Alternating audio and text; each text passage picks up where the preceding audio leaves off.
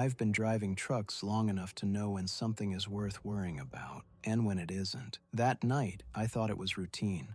I was hauling freight from Scranton down to Philadelphia, overnight, same route I'd driven dozens of times. The paperwork had my name, Bill, printed at the top, like it always does. Snow was in the forecast, but nothing serious. At least, that's what they said. About 40 minutes into the drive, everything changed. The snow didn't come down slowly, it hit all at once. Thick sheets, wind strong enough to shove the trailer sideways. Visibility dropped to almost nothing. Traffic disappeared. One set of taillights at a time, until I was nearly alone on I-476. That's when I saw it. A truck stopped dead in the right lane.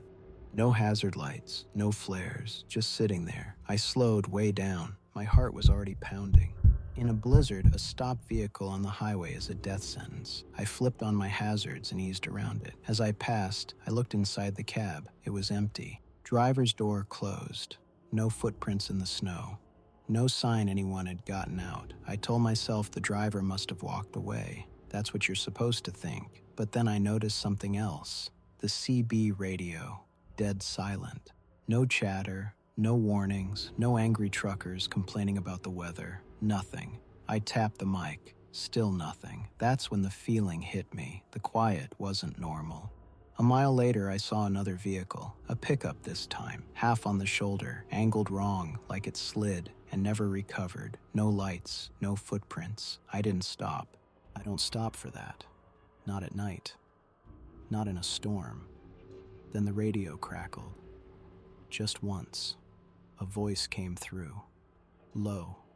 Distorted. Anyone southbound? Slow it down. Relief hit me immediately. Another driver. I grabbed the mic right away. Yeah, I'm southbound. What's going on up there? Nothing. Just static. The kind where you can tell someone's still on the line, but not saying anything. Then, the radio crackled again. Clearer this time. Don't stop. Whatever you do, don't stop. That's when my headlights caught it. A figure standing in the middle of the road. At first, I thought it was debris. Then I realized it was a person. No jacket, no reflective gear, just standing there, facing my truck, arms hanging at their sides. They didn't move. I slammed the brakes. The trailer started to fishtail. I laid on the horn. They didn't flinch. At the last second, I swerved. I missed them by inches. My mirror clipped something solid. I didn't look back. I couldn't. The radio exploded with static. Multiple voices, overlapping, panicked. Did you see them? They're in the road. They're trying to make you stop. I floored it. Snow blinded me. My hands were locked on the wheel. Then I saw something that made my stomach drop. Headlights, right behind me. Too close, too steady. I sped up. They stayed with me. I slowed down. They stayed right behind me. They never passed. I grabbed the mic again. Who's behind me? Anyone see this? No answer. Just breathing. Heavy, distorted, breathing. That's when I realized something worse. The headlights behind me weren't reflecting off the snow. They were too clean, too sharp, like they weren't really there. I didn't stop until I hit a rest area outside the city. Lights everywhere, plows moving, and people going about their business. I pulled in shaking so bad I could barely set the brake. Later, I asked around. Other drivers, state police, road crews. No reports, no abandoned trucks, no people in the road. But one older driver pulled me aside. He asked me one question. "You didn't stop, did you?" I told him no. He nodded, slow. "Good," he said, "because the ones who do don't call it in." I still run that route, I-476. Scranton down toward Philly. I know every bend, every grade, every place the snow hits first, but I don't drive that road in a blizzard anymore, not after that night.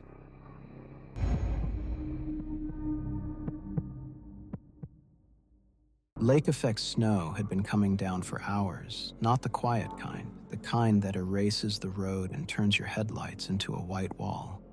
I was heading west on I-90, fuel running low, trying to push just a little farther. Then the snow got worse, full whiteout.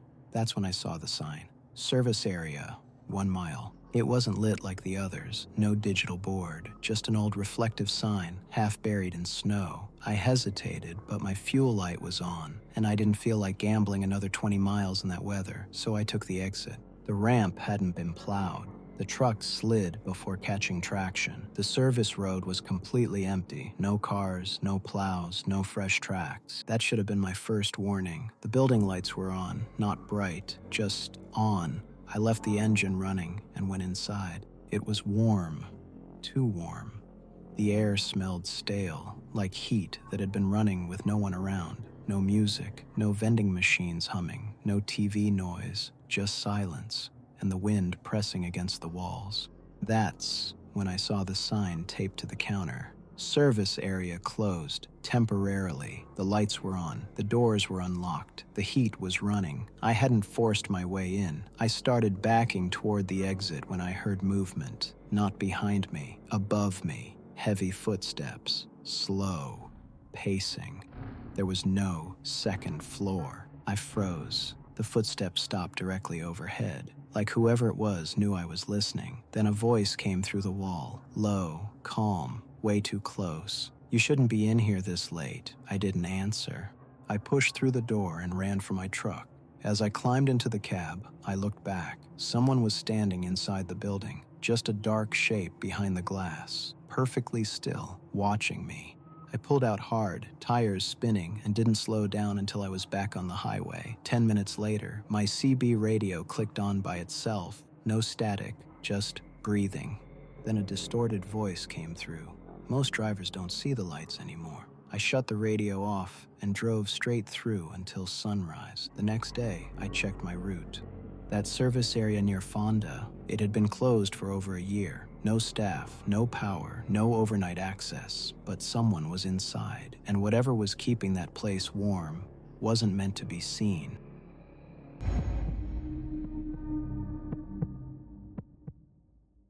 I'm 45 years old. I've been driving trucks since my early 20s, long enough to know when something feels wrong. And there's one rule I live by now. I don't pull over in the mountains after dark. This happened in Colorado. I was hauling overnight freight westbound through the Rockies, cutting along I-70, climbing toward Vail Pass just after midnight. The weather turned fast. Snow, wind, that thin mountain fog that makes distance impossible to judge. At that elevation, everything feels closer than it is, and more dangerous. I'd been driving too long. My eyes burned. My hands felt stiff on the wheel. I told myself I'd stop at the next pull-off. That was my mistake. The sign came out of nowhere. Scenic overlook, half mile, no lights, no reflectors, just a green sign buried in snow. The overlook was empty. No cars, no other rigs, no tire tracks except my own. The wind was gone. That's when I realized how quiet it was. Too quiet for that elevation. I left the engine running and stepped out to stretch my legs. The cold hit hard, sharp and dry, but the air felt wrong, heavy, like the mountain was holding its breath. That's when I heard it. Footsteps, slow, crunching in snow. They weren't coming toward me. They were moving around me. I turned, expecting headlights. Nothing, just trees. Then a voice came out of the dark. Not loud, not angry, just close. "You shouldn't stop here." I didn't ask who it was. I didn't answer. I got back into my truck and locked the door. That's when I saw movement in the side mirror. A shape standing just past the tree line. Tall, still, watching. The truck rocked slightly, not wind, pressure, like something leaned against it. I threw it into gear. Tires slipped, then caught. As I climbed back onto I-70, I checked my mirrors. The overlook was gone. No sign, no road, just snow and trees. At sunrise, I pulled into Silverthorne and fueled up. Another driver was parked a few pumps over, scraping ice off his mirrors. I asked him, "Hey, do you know that scenic overlook near Vail Pass, the one just before the grade?" He stopped scraping, looked at me for a second like he was trying to decide if I was serious. "What overlook?" he asked. "The pull-off," I said. "Green sign, half mile out." He shook his head slowly. "Man, there hasn't been one there in years." I told him I'd been there just a few hours earlier. He didn't argue. He just said, "Snow does weird things up there, covers things, makes things look Wrong. Then he looked back at his truck and added, or shows you something that shouldn't be there at all. I still drive through Colorado, but when the mountains go quiet after dark, I trust the road a lot less than I used to.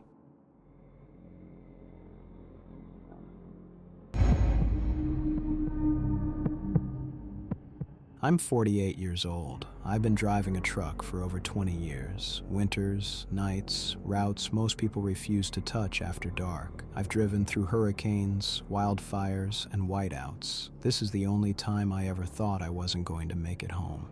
It happened on I-80 in Wyoming. I was driving a 2019 Freightliner Cascadia, 126-inch sleeper, fleet truck, Detroit motor, 12-speed automatic, nothing fancy. I was pulling a 53-foot dry van, loaded heavy, high 30s in the box, balanced, legal, no reason for problems. I was running westbound on I-80 between Rawlins and Laramie, late night, middle of winter. That stretch of road doesn't forgive mistakes. The forecast said light snow. That was a lie. By the time I cleared Rawlins, the temperature was already dropping, low teens and falling fast. The snow wasn't coming down hard, it was coming sideways. The kind of snow that doesn't blind you right away. It just fills the air and makes distance disappear. My wipers were icing up, mirrors crusted white, defroster fighting a losing battle. The road was still visible, barely.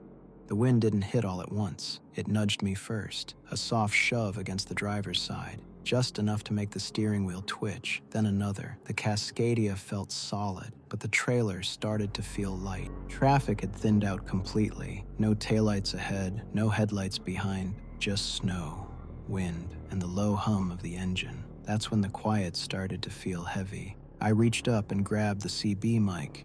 Any westbound out here? Nothing, just static. I tried again. Anybody between Rawlins and Laramie, you reading me? Static. Then, a voice. Yeah, I got you. Relief hit me immediately. Another driver. I grabbed the mic tighter. Yeah, I'm westbound. What's it look like up there? Static. Longer this time. Then the voice came back, clearer, slower. Don't stop. I frowned. What? Don't stop. Whatever you do, don't stop. I waited for him to say more. He didn't. The CB went dead. No static, no hiss, just silence. And then the truck began to sway. The steering wheel went light in my hands. Not drifting, not sliding sideways, just floating. That's when I knew I'd hit black ice. The road looked dry. No shine, no warning. But the truck wasn't responding. The trailer started to push. Not jackknifing, trying to pass me. The wind hit at the same time, hard. The kind of gust that grabs a trailer and doesn't let go. Traction control lit up, alarms chiming. My speed dropped without me touching the brakes. That's when it hit me. If I stopped, I wasn't starting again. Not on that grade, not in that wind, not on ice that deep. I feathered the throttle, didn't brake, didn't jerk the wheel. I let the truck roll, fighting every instinct telling me to slow down. Mile by mile, the grip came back. When I finally reached Laramie, I pulled into the first safe spot I saw and shut the engine down. My hands were shaking so bad I had to sit there in silence. Other trucks came in after me. Every single one said the same thing. The road shut down right behind you.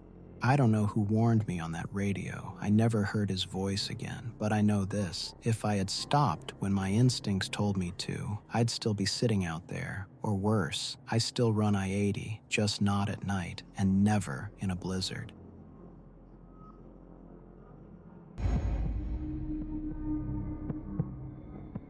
I've been driving long enough to know one rule that never changes. Winter takes what it wants. It doesn't care how experienced you are. It doesn't care how heavy your load is. And it definitely doesn't care if you make the wrong decision at the wrong time. I learned that lesson on a January night when I chose to follow another truck. At the time, I was 43 years old. Been driving over 2 decades. No accidents, no write-ups. I wasn't reckless. I wasn't green. I was just tired. And that matters more than people think. That night, I was driving a 2016 Kenworth 680 mid-roof sleeper. Company truck, Cummins engine, 10-speed automatic, not new, not beat up either. It was the kind of truck you trust in bad weather. Heavy up front, steady on long pulls, predictable when things start going sideways. I was hauling a full dry van, balanced weight, nothing shifting in the box. If something went wrong out there, it wouldn't be the truck's fault. The temperature kept dropping, not fast, steady, the kind of cold that doesn't announce itself. It just tightens everything. Roads weren't covered yet, but the shine was wrong. That dull, glassy look that means ice is coming. Visibility wasn't terrible, but it was shrinking, like the night was closing in. That's when I saw him. Another semi, maybe a quarter mile ahead, red taillights, steady speed, not weaving, not braking hard, just moving with purpose. I remember thinking, good, I'm not alone out here. That was mistake number one. I didn't speed up. I didn't tailgate. I just stayed far enough back to keep his lights in view. When the snow picked up, those taillights became my reference point, my sense of direction, my mistake. The snow didn't fall straight. It slid sideways. Wind started shoving the trailer. Not hard, just enough to demand attention. Every correction felt delayed. The road stopped making noise. No tire hum, no feedback, just that hollow feeling that tells you the surface isn't solid anymore. The truck ahead slowed, not gradually. Suddenly, brake lights flared, then vanished. I eased off the throttle, and that's when I noticed something wrong. There was no exit sign, no ramp marker, no reason for him to be slowing there. His right blinker came on, once. Then he drifted toward the shoulder, not sharply, not panicked, like he'd done it before. The snow was thicker there, untouched, no tracks, and still, he turned. I told myself, he probably knows something I don't. Weather closure, jackknifed wreck ahead, road shut down. That's how drivers think. We trust patterns, we trust each other, and sometimes we shouldn't. I followed him off the road. Immediately the surface changed. No plow marks, no salt. The truck ahead kept going, slow, controlled. My steering wheel felt soft, like it was connected to rubber instead of steel. I wanted to stop, but stopping on ice is sometimes worse than moving. That's when I saw his trailer tires. They weren't throwing snow. They weren't kicking slush. They were rolling clean, like the ground underneath wasn't frozen at all. That didn't make sense. My instincts finally caught up. I checked my mirrors. No one behind me. I eased onto the brakes, slow, controlled. The truck ahead didn't slow with me. He kept going, straight into the dark. I stopped, heart pounding, hands shaking. The road ahead looked wrong, too smooth, too dark. I put it in reverse and crept back toward the highway. When my tires hit the plowed lane again, I didn't stop shaking for 10 miles. I never saw that truck again. No hazard lights, no tracks coming back. Nothing on the traffic report, no closure, no wreck, just gone. I still run winter routes, still drive nights, but I don't follow taillights anymore. If another truck slows down in the snow, I back off. If he turns somewhere that doesn't look right, I keep going, because whatever pulled that truck off the road that night didn't need my help, and I don't need to know where it went. I didn't think I was going to freeze to death in my truck. Not on the highway, not in a wreck, just parked, engine off, lights dead, with the temperature dropping to minus 20 degrees and no way to start it again. I'm 47 years old, been driving most of my adult life, long enough to know when a situation is bad, and long enough to know when it's about to get worse. This happened during a winter shutdown on I-80 in central Pennsylvania. I was driving a 2015 Peterbilt 579, high-roof sleeper, manual transmission, older truck, but well-maintained. No warning lights, no leaks, nothing that should have failed until it did. The snow had been building all day, not heavy, constant. State Patrol came over the radio and shut the interstate down. Jackknife trucks ahead. Plows couldn't keep up, so everyone did what we always do. We pulled over, set brakes, and waited. At first, it wasn't bad. Engines idling, cab warm. You could feel the diesel rumble through the steering wheel. Other trucks around me, lights glowing in the snow. It felt safe. That didn't last. Sometime after midnight, my engine shut off. Not a stall, just silence. I tried the ignition. Nothing. Again. Still nothing. The dash lights flickered once and died. I checked the fuel. Plenty. Checked the batteries. Dead. Cold-soaked. That's when the quiet hit. No engine noise, no vibration, just wind and snow tapping the cab. The temperature gauge on my phone said -12 and falling. I layered up. Thermal shirt, hoodie, jacket, wrapped myself in blankets. At first, it worked. Then the cold started seeping in, through the floor, through the walls, like the truck wasn't a shelter anymore, just a metal box. Time stopped behaving normally. Minutes felt long. Hours disappeared. I kept checking the windshield. Snow was piling up higher than the bumper. Other trucks nearby were dark now too, engines off. No movement, no signs anyone was awake. I didn't panic. That's the scary part. I felt slow, thoughts taking longer to form, hands stiff, breathing shallow.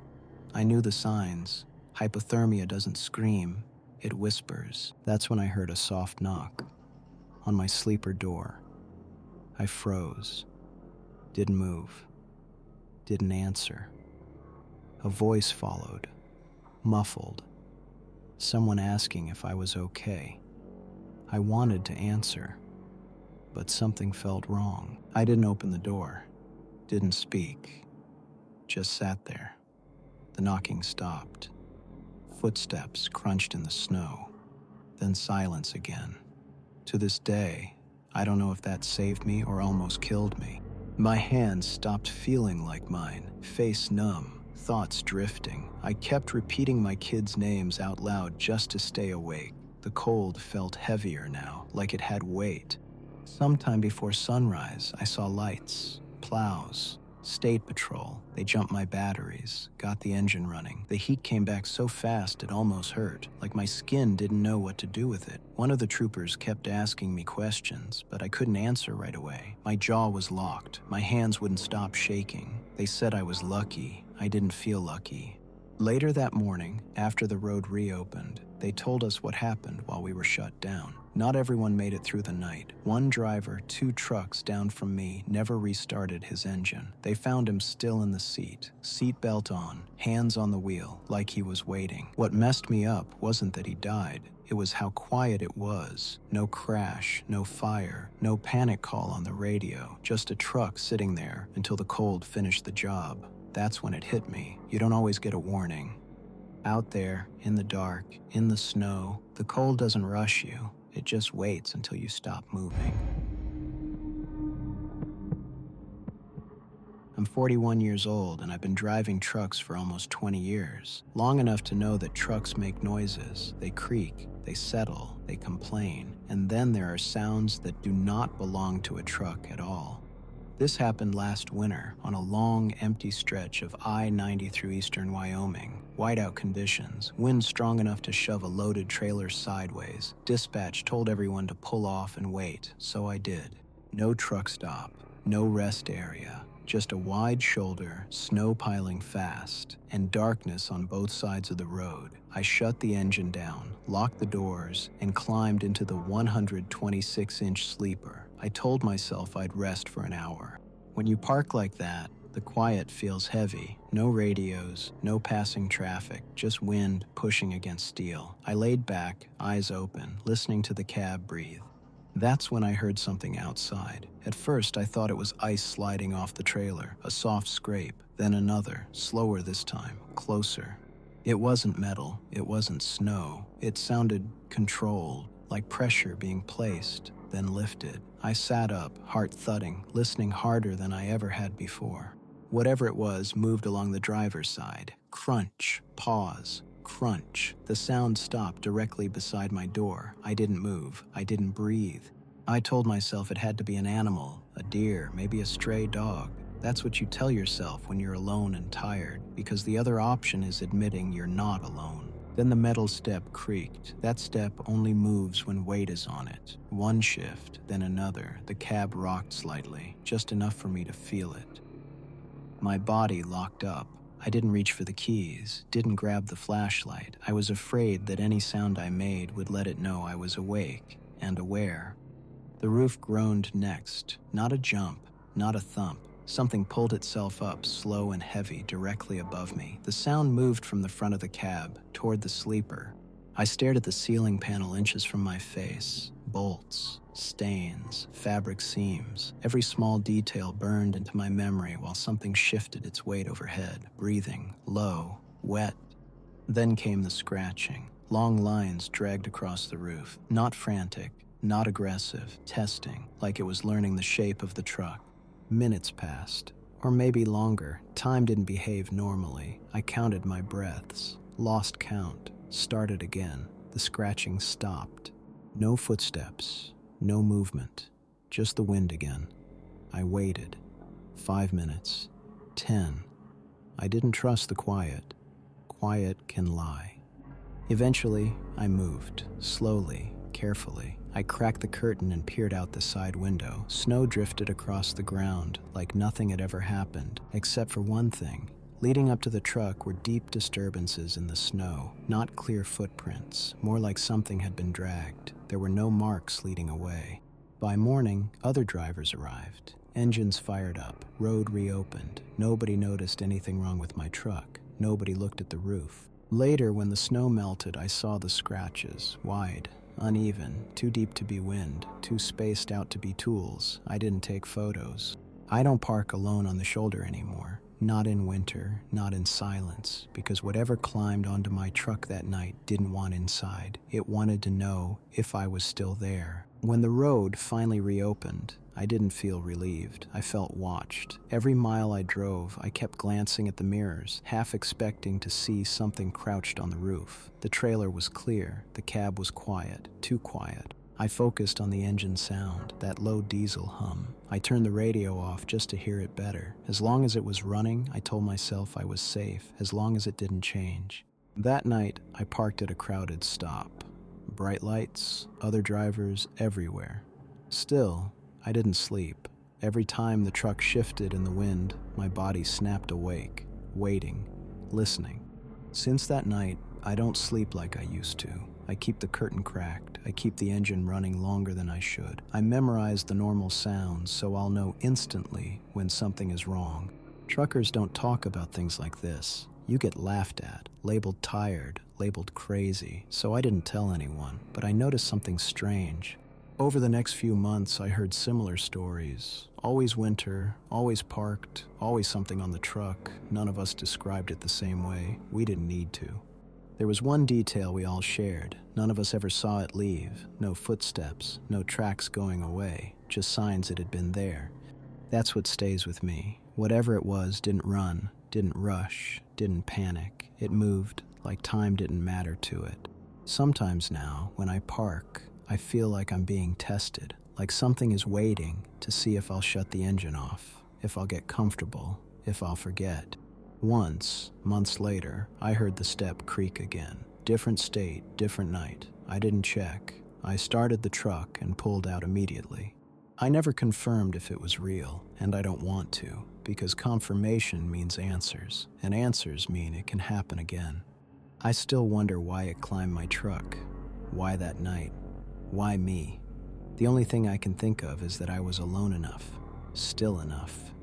The worst thought isn't that it wanted inside, it's that it didn't. It already knew what was in the cab. It just wanted to check if I was still breathing. Silence is dangerous out there. Silence means you stopped. Silence means the truck isn't moving. Silence means you're easy to wait for. Now, when I shut down, I leave a light on. I keep the heater fan running. I make noise, because quiet feels like an invitation. Winter nights stretch longer than they should. Snow absorbs sound. Distance disappears. It's the perfect place for something that doesn't want to be seen. Sometimes, when the wind shifts just right, I swear I feel the roof flex again, just slightly, like weight being tested. There's no proof, no photos, no reports, just drivers who don't sleep well anymore, drivers who idle too long, drivers who don't park alone. Out there, you don't have to be chased to be hunted. That's what took me the longest to understand. Whatever was on my truck that night didn't rush me, didn't corner me, didn't try to force its way inside. It just waited, like it knew sooner or later every driver has to stop. Every engine shuts down.